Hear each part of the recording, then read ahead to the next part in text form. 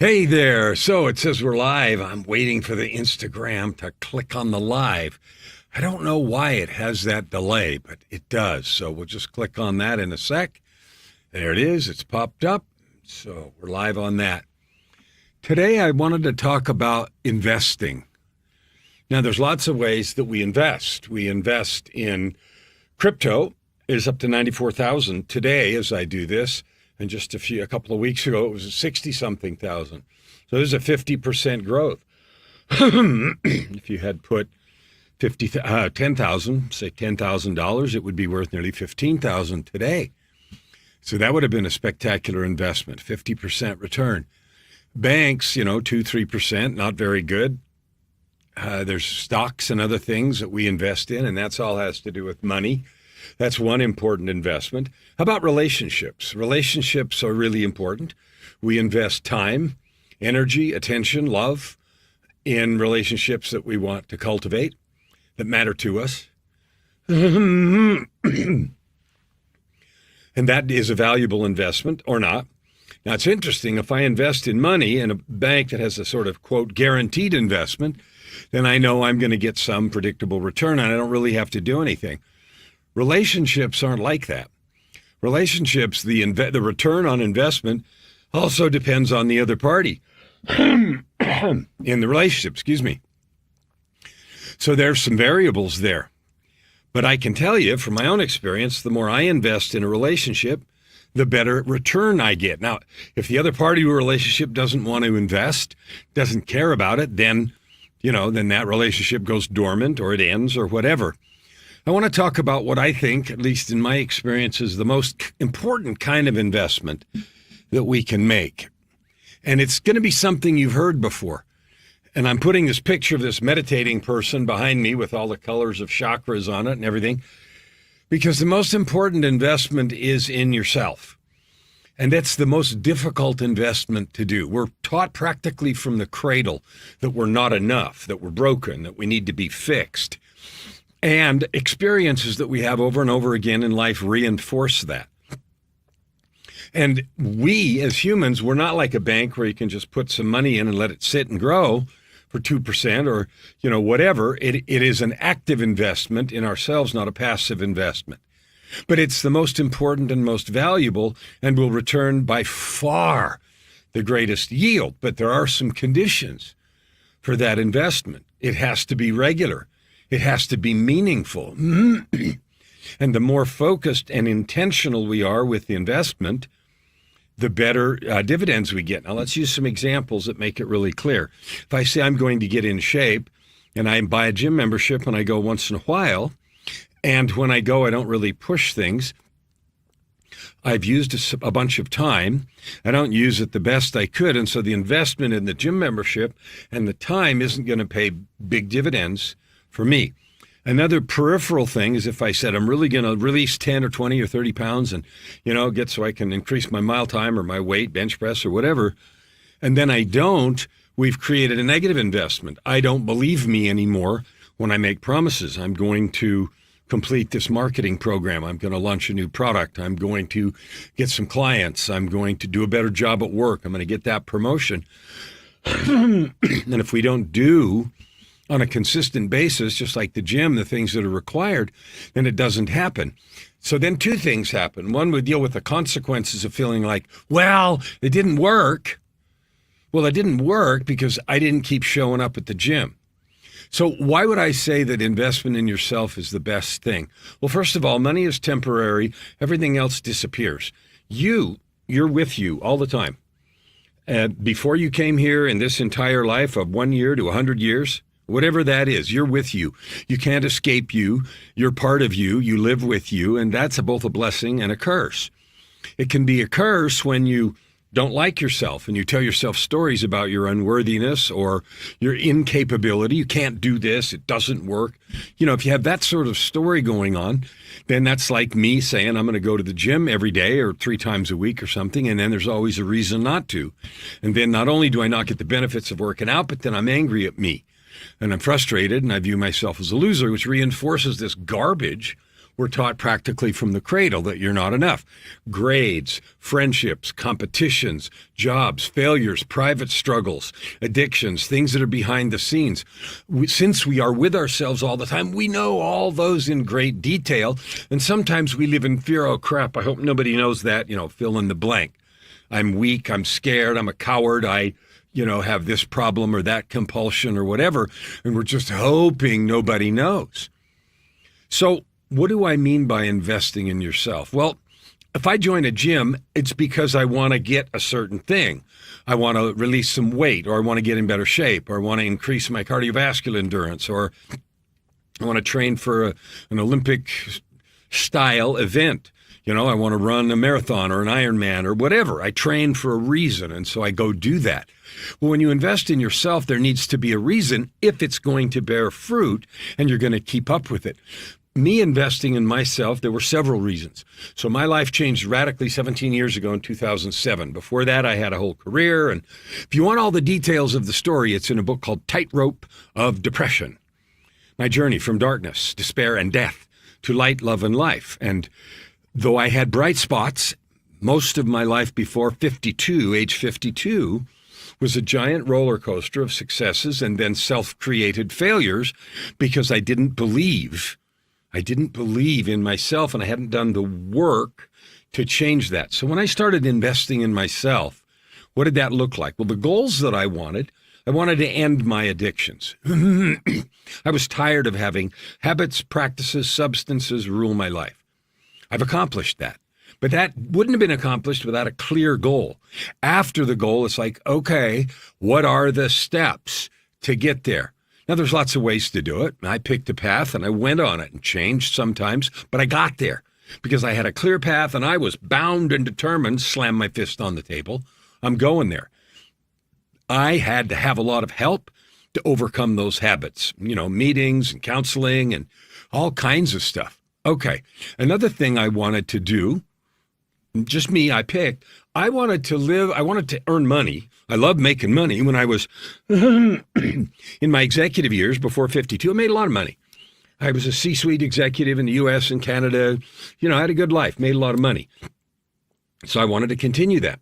But the reason I wanted it changed. Before, I felt like I needed money to prove something. I needed to prove I was okay. I needed to have people look at me and think, whatever we imagine they think, right? And that didn't make you happy. It never does. After my radical change, and again, you can read about it in the Tightrope book, what changed for me is why I wanted it. Today, I make good money, and I'm going to make more. I have a plan right now over the next 12 months to have a real significant increase, but it's for a real reason. Like I no longer care about, ostentatious, showy things. I'm not even going to list them, stuff I used to buy tons of. I don't care about that. I have one mission. One mission is to increase the reach that I have to share a message. And the message is what I've been learning for the last 17 years since my change. You and me, we're divine beings. You have infinite capability. You can do and create anything you want. But most of us are unwilling to go to the gym enough to get there. Now, this is a virtual gym because in order to end my addictions, I didn't have to go to a gym. I had to do other things.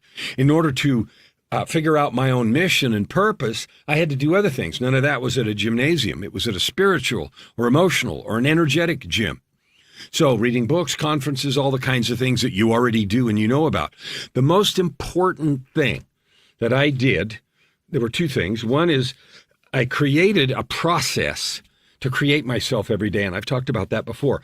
I have a document that is a declaration between me and God of who I am. And I have a daily creation process that lands me at the top of my game every day. So that is a process that I created, and it works every single day without fail. The second thing I did is get good help. Counselors and shrinks meetings when I wanted to work on the addictions. When I'm doing my life purpose and I'm creating products, services, coaching, and everything else, I hired a boatload of coaches. Because why? Because they're people that have already done this and they're helping me. So when I wrote here, investing in yourself is important, those are all different ways.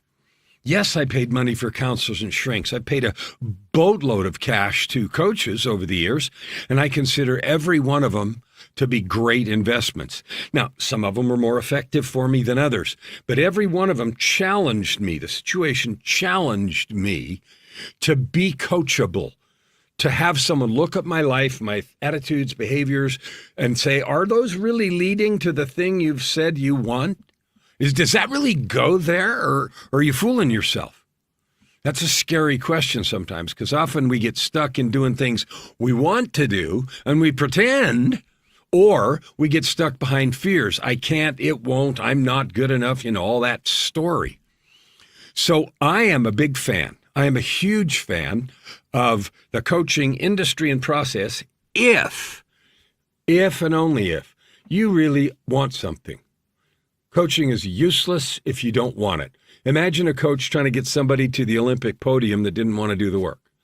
Kind of stupid. Imagine a coach trying to get someone to win America's Got Talent, but they won't practice and they won't listen. Kind of stupid. So coaching is the most powerful and most rapid way to grow if you're clear about your goal. Which podium am I aiming at? This is what I want. And you choose to be coachable, meaning listen, try, put in the effort, no excuses, keep going, right?